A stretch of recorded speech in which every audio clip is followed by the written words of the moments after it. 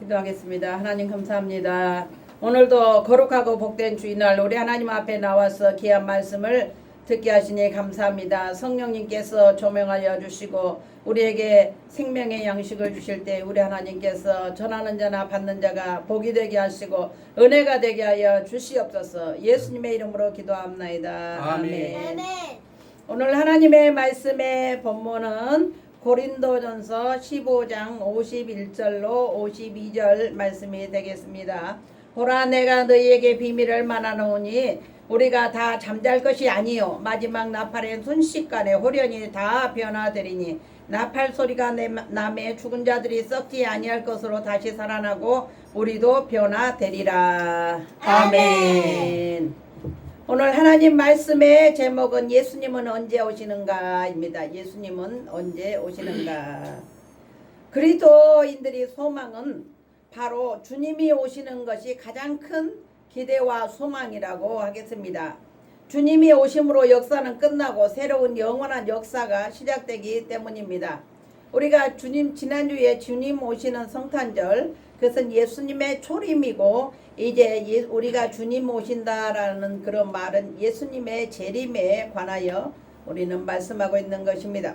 그런데 예수 그리스도의 재림에 대하여 여러 가지 문제를 만들고 일으키는 사람들이 많이 있습니다. 우리는 예수님 오실 때에 어떻게 오신다고 하셨는지 이제 성경 말씀을 잘 알아서 말씀의 확신 위에 서서 우리의 신앙의 집을 잘 아름답게 세워야 하겠습니다. 첫 번째, 마지막 나팔 소리와 함께 임한다고 했습니다. 고린도전서 15장 51절 52절 보라, 내가 너희에게 비밀을 말하노니 우리가 다 잠잘 것이 아니요 마지막 나팔의 순식간에 호련히 다 변화되리니 나팔 소리가 남에 죽은 자들이 썩지 아니할 것으로 다시 살아나고 우리도 변화되리라. 아멘. 나팔은 출애굽할 때 출발과 정지를 알리는 신호였습니다. 그 나팔 소리에 의하여 이동했습니다. 예수 그리스도의 재림 때도 나팔을 분다는 것은 죽은 자들을 깨우는 명령의 소리입니다. 그리스도께서 산자와 죽은 자를 심판하러 오시는 심판주로 오신다고 재림 예수님이 오실 때는 그렇게 성경에 기록되어 있습니다. 예수 그리스도가 재림할 때에도 모든 인간이 들어서 알 수 있도록 인간의 귀로 들을 수 있도록 임하신다 이 말입니다. 예수 그리스도가 오시는 날 이 세상이 끝나는 날입니다. 지구는 끝이 나고 이제 천년 왕국으로 들어갈 것입니다. 두 번째, 순식간에 호련히 오신다고 했습니다. 갑작스럽게 예수님은 일순간에 재림한다고 했습니다. 마태복음 24장 40절로 41절 그때에 두 사람이 밭에 있음에 한 사람은 데려가고 한 사람은 버려둠을 당할 것이요 두 여자가 맷돌질을 하고 있음에 한 사람은 데려가고 한 사람은 버려둠을 당할 것이니라. 여러분, 맷돌질이 뭔 줄 아시죠? 맷돌. 요즘에는 맷돌을 대신해서 뭐가 나왔냐면 믹서기가 나왔어요.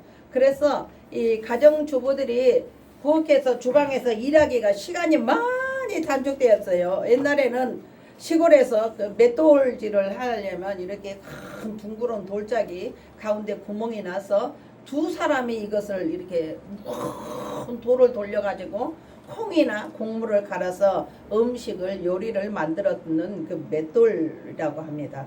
그 맷돌 대신에 요즘은 그냥 믹서기에 나와서 단추 버튼 한 번만 전기로 꽂았다가 탁 누르면 따르륵 갈려가지고 막 5분 안에 그냥 싹 갈려버리는 거예요.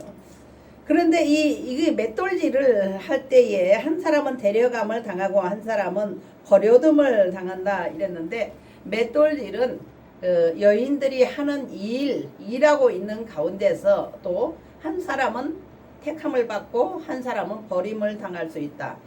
가정에서 두 사람이 맷돌질을 했다라는 것은 가족 간에 맷돌질을 하는 거예요. 두 사람이 어머니와 딸이 또 며느리와 시누이가 또 시어머니와 며느리가 이렇게 가정 안에서도 여인들이 일을 하고 있다가도 그 중에 절반은 데려감을 당하고 버려둠을 당할 수도 있고 다 버려둠을 당할 수도 있고 주님이 신부단장이 잘 된 사람은 또 다 시어머니와 며느리도 다 그냥 들림받을 수가 있어요. 그러나 우리가 성경에 말씀한 대로 두 사람 중에 한 사람은 들림받을 수가 있지만 한 사람은 버려둠을 당할 수도 있기 때문에 우리에게 경각심을 주고 있는 거예요. 너희들도 그 중에 버려둠을 당한 사람이 좋아요. 예수님께서 데려간 사람이 좋아요.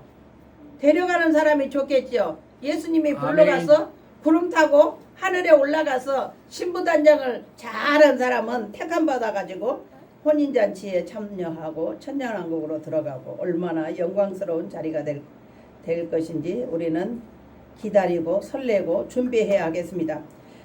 예수님 성경 말씀에 갑작스럽게 이렇게 재림은 임한다고 있습니다. 두 사람이 밭에 있다는 말은 아버지와 아들이 일하고 있는 것을 말한 것입니다. 밭에서, 들판에서, 밭에서, 논에서, 야외에서 일하는 것은 주로 우리 옛날 시절에는 여자 아주머니들도 밭에서 풀을 뽑고 일을 하지만 크게 대개는 남자분들이 밭에서 일을 하는 거예요. 어떤 일을 하냐면 이른 봄에는 벽씨를 뿌려서 벼농사를 지어서 모내기를 하고 또 모가 자라면은 틈틈이 논에서 피를 뽑아주는 일도 하고 거름을 갖다 날라주는 일도 하고 남자들이 하는 일이 많이 있었어요. 두 사람이 밭에서 또 일을 할 때에 한 사람은 데려감을 당하고 한 사람은 버려둠을 당하는 그런 슬픈 일이 발생할 것이니까 너희들 모두 자지 말고 정신 차리고 예수님 맞이할 준비를 하라는 거예요. 기도하고 신앙생활 잘하고 비록 아버지와 아들 관계일지라도 모두 다 100% 데려가는 거 아니 교회를 다 다니기 열심히 다닌다고 하더라도 정말 하나님 말씀대로 뜻대로 신부단장 잘하고 기도에 전념하고 신앙생활을 잘하고 예배시간에 일찍 잘하고 하나님 주님 마음에 합격한 사람을 데려가는 거예요. 데려갈 때는 주님이 보실 때 정말 신앙생활을 합격을 하는 사람, 정말 회개를 잘하고 주님 보시기에 예쁘게 봉사도 잘하고 이렇게 합격을 받은 사람이 데려가는 것이고 아닌 사람은 버려둠을 당하는 거예요. 우리는 모두 다 우리 아펜교회 성도님들은 데려감을 당하는 귀한 판열에 들기를 예수님의 이름으로 축원합니다. 아멘.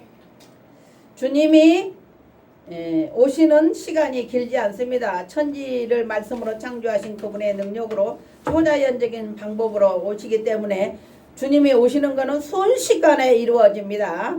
두 사람이 일하는 그 순간에 일하는 사람이 알 수 없을 만큼 신속하게 오시며 두 여자가 매를 갈고 있다가 주님을 만나게 된다는 말씀인데 둘이 분명히 옆에 일했는데 한 사람이 없어진 거예요. 지도새도 모르게 없어진. 어디 갔을까요? 주님이 데려갔어요. 둘이 같이 방에서 언니하고 동생하고 밥을 먹고 있었는데 금방까지도 둘이 같이 밥을 먹고 있었는데 한 사람은 싹 없어지고 한 사람 남아서 밥 먹어. 없어진 사람은 어디 갔을까요? 예수님이 오셔서 데려간 거예요. 이것을 뭐라고 하느냐면 도적같이 임한다라고 말씀합니다. 도적같이. 옛날 성경은 도적같이라고 늘 써 있는데 우리말로 하면 도둑같이 임한다라는 것입니다. 베드로 사도는 도둑같이 예수님이 오신다고 그랬습니다. 베드로후서 3장 10절. 그러나 주의 날이 도적같이 오리니 그날에는 하늘이 큰 소리로 떠나가고 체질이 뜨거운 불에 풀어지고 땅과 그 중에 있는 모든 일이 드러나리로다. 아멘. 아멘. 사도 요한도 마찬가지로 도둑같이 오신다고 했습니다. 계시록 3장 3절. 그러므로 내가 어떻게 받았으며 어떻게 들었는지 생각하고 지키어 회개하라. 만일 일깨지 아니하면 내가 도적같이 이르리니 어느 시에 내게 임할는지 내가 알지 못하리라. 아멘. 예수님이 도둑은 아니에요. 그러나 도둑같이 오신다 이 말은 무슨 뜻이냐 하면은 도둑같이 오신다는 것은 잠자고 정신 차리지 못할 때에 오신다 이런 말도 있지만 호련히 아무도 모르게 오신다는 거예요. 생각지 못하고 예상치 못할 때 예수님은 갑자기 오셔가지고 갑자기 예수님의 말씀대로 사는 사람, 기도하는 사람, 하나님의 뜻대로 사는 사람을 갑자기 호련히 데리고 예수님이 공중재림하는데 참여시킬 것입니다. 아멘. 아멘. 또 모든 사람이 볼 수 있게 오신다고 했습니다. 계시록 아멘. 1장 7절 볼지어다 그가 구름을 타고 오시리라 각 사람의 눈이 그를 보겠고 그를 찌른 자들도 볼 것이요 땅에 있는 모든 족속이 그로 인하여 애곡하리니 그러하리라. 아멘. 주 하나님이 이르시되 나는 알파와 오메가라 이제도 있고 전에도 있었고 장차 올 자요 전능한 자라 하시니라. 아멘. 아멘. 아멘. 네 번째 해산의 여인의 고통이 이름같이 오신다 했습니다. 임산한 여인의 통증처럼 갑작스럽게 임박하게 오신다고 했습니다. 데살로니가 전서 5장 1절로 3절 형제들아 때와 시기에 관하여는 너희에게 쓸 것이 없음은 주의 날이 밤에 도둑같이 이를 줄을 너희 자신이 자세히 알기 때문이라. 그들이 평안하다 안전하다 할 그때에 임신한 여자에게 해산의 고통이 이름과 같이 멸망이 갑자기 그들에게 이르리니 결코 피하지 못하리라. 아멘. 예수 그리스도의 재림은 여인이 잉태한 것과 같다라는 말씀이 되겠습니다. 임산한 아이는 반드시 꼭 태어납니다. 뱃속에서 엄마 뱃속에서 10달이 지났는데 1년이 넘도록 있는 아기가 없어요. 때가 차면 엄마 뱃속에 살다가 이제 그 뱃속을 떠나서 반드시 태어난 것처럼 해산한 여인이 고통이 임한 것처럼 꼭 반드시 이루어질 것이다 라는 것을 여인의 고통이 이름과 같이 오신다. 아멘. 예수 그리스도의 재림도 반드시 이루어지지만 장소나 날짜나 시간은 알 수가 없습니다. 임산한 여인이 해산의 고통이 시작되면 임박했다는 것을 이제 알 수가 있습니다. 그리고 준비합니다. 예수 그리스도의 재림이 이제 날이 가까우면 징조가 있다는 말입니다. 예수 그리스도께서 재림이 가까우면 많은 징조가 있을 것을 예고했습니다.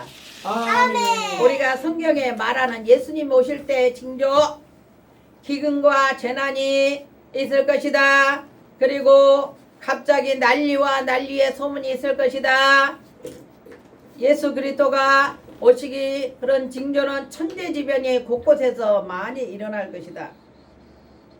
그리고 사랑이 식어지고 서로 미움이 많아져 가지고 가족끼리도 서로 미워하고 사랑이 많이 식어진다고 해서 예수님 오시기 전에 전쟁이 그리고 나라와 나라가 민족이 민족을 대적하여서 처처의 기근과 전쟁이 있을 것이다. 그리고 전염병이 돌 것이다.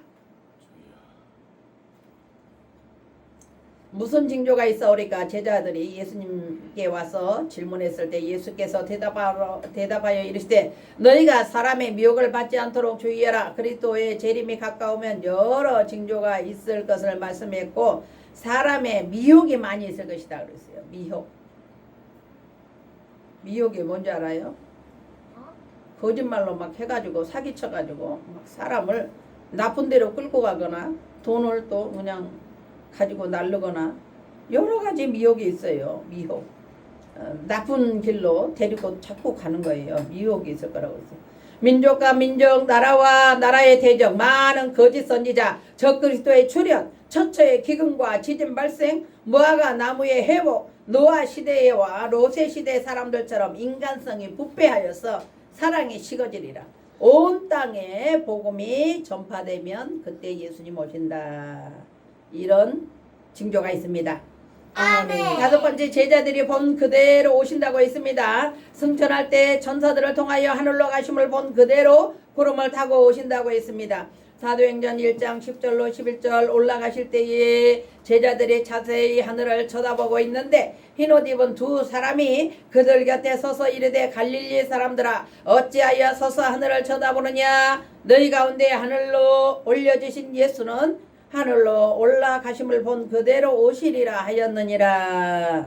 아멘. 주님이 다시 오실 때에 제자들이 본 그대로 오신다고 했습니다. 예수님은 승천하실 때 구름을 타고 승천하셨습니다. 그러므로 다시 재림하시고 강림하실 때에도 구름 타고 강림하신다고 했습니다.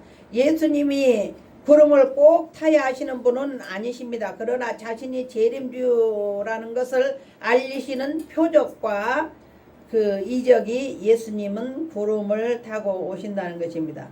많은 이단들이 다른 건 다 흉내내요. 내가 성령 하나님이다. 내가 예수다. 내가 재림 예수다. 우리나라에 정말 부끄럽게도 너무나도 이단 사이비가 많은데 자기가 예수다. 자기가 하나님이다. 그런데 다른 거는 다 거짓말을 할 수 있는데 내가 구름 타고 다시 오실 것이다. 이 말은 못해요. 사람이 구름을 탈 수가 있어요? 없어요? 사람은 구름을 못 타는 거예요. 그러나 예수님은 구름 타고 천국에 올라가셨어요. 천군 천사들과 함께. 그리고 너희가 본 그대로 갈릴리 사람들아 어찌하여 서서 하늘을 쳐다보느냐. 이 예수는 하늘로 올라가심을 본 그대로 다시 구름 타고 오시리라. 천사가 올라갈 때 예수님 가실 때 말씀하신 거예요. 우리에게 말해준 거예요. 예수님이 나귀 새끼를 타시지 않아도 예루살렘은 입성하실 수가 있었습니다. 그러나 나귀 새끼를 타신 것은 구약에 약속하신 말씀 메시아임을 증거함을 믿게 하시려 하신 것입니다. 그러므로 주님이 구름을 타고 오신다는 것은 인간은 구름을 탈 수 없기 때문에 그것을 하나의 표적과 하나의 예수님이 오신다는 것을 암시적으로 믿으라는 의미로 예수님은 반드시 구름을 타고 오신다는 것입니다. 그러기에 구름 타고 오시지 않는 자는 예수님의 수가 없습니다. 주님은 우리들에게 말씀하신 대로 구름을 타고 오실 것입니다. 우리가 기다리는 분은 하늘 구름을 타고 오시는 예수님이라는 것을 우리는 기다리고 있는 것입니다. 예수님은 초자연적인 방법으로 인간은 볼 수 없는 방법으로 오십니다. 왜냐하면 인간처럼 오시면 너도 나도 내가 예수네, 내가 그리스도네, 내가 재림주네, 내가 심판주네 할 것이기 때문에 진정한 재림 예수님은 구름 타고 우리를 데리러 오실 것입니다. 아멘. 아멘. 여섯 번째, 모든 사람이 보는 가운데 오신다라고 했습니다. 광야에 있다, 골방에 있다. 예수님이 보라. 저 광야에 오셨어. 광야로 예수님 보러 가자. 그 말 믿지 말라고, 속지 말라라는 것이에요. 예수님은 오시면 자기가 골방에 있든지 제주도 끝에 있든지 바닷속 깊은 데 있든지 또 저기 등산 가서 하늘 높은 곳에 있든지 어느 저기 아프리카 대륙 난민촌에 있든지 어디에 있든지 예수 그리스도는 전 우주 전 지구상에 동시자발적으로 생중계로 오시는 것입니다. 그리고 보라 그리스도가 여기 있다 저기 있다 그래도 미혹하여 가지 말라라는 거예요. 예수님은 여러분들이 어느 곳에 지구촌 곳곳에 있다 할지라도 동시자발적으로 다 보거나 알 수 있기 때문에 그 예수님이 오신 곳으로 가자 그리고 미혹하고 어디 저 지리산 토굴로 가자 그래도 믿지 말라는 거예요. 예수님은 여러분이 서 계신 곳에 어느 곳에 있든지 동시에 알 수 있습니다.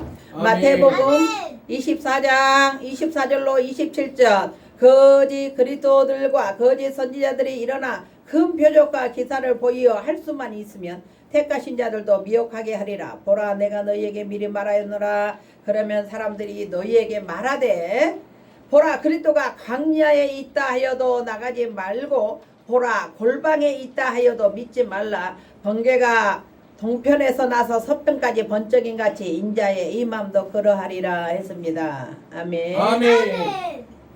예수 그리스도는 광야에 있다 골방에 있다 해도 믿지 말라고 했습니다. 왜냐하면 비가 우리나라에 오면은 거의 뭐 동시자발적으로 서울 경기 지역에 같이 동시에 오지 뭐 이 동네는 오고 저 동네는 안 오고 그러지 않는 것처럼 예수님께서도 오시면은 모든 지구촌에 있는 사람이 동시에 한날 한시에 같이 예수님이 오신 것을 볼 수가 있고 알 수가 있고 느낄 수가 있기 때문에 예수님이 재림의 때 빨리 가자 저기 어디로 가자 그렇게 미혹되는 그 말에 믿지 말아라 라는 것입니다.